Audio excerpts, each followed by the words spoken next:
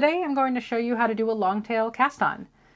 For this technique, you're going to need the needle that you're using for your project, as well as your first color of yarn that you are using to cast on.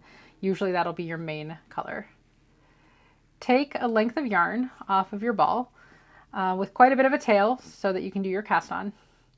And you're going to place the yarn across your pointer finger and your thumb like this, and then hold both ends of the yarn with your pinky finger below.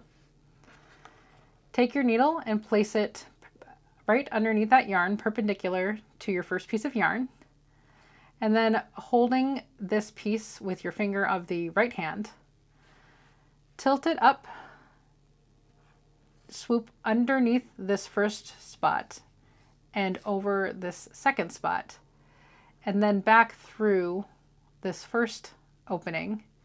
And then you're going to pull that tight with your two fingers, creating 2 stitches on your needle. Those are your first 2 stitches of the long tail cast on. You're going to get that yarn situated in pretty much the same way that you had it before, and then we're going to repeat that move to add 1 stitch at a time. So tilt your left hand up, go under the first opening, over the top opening, and through the first opening again, and now you'll have another stitch. So I'm just going to do that a few more times so that you can see the motion of the hands. Under, over, through, tighten.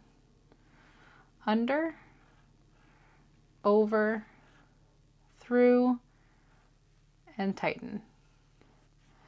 And now you'll do this same sort of movement with your hands until you have the number of stitches cast on that you need for your project.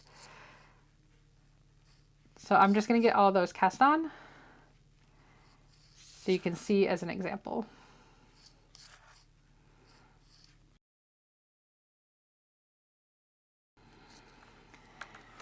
Okay, so once you have the number of stitches cast on to your project that you need, you have completed your long tail cast on, and it should look something like this.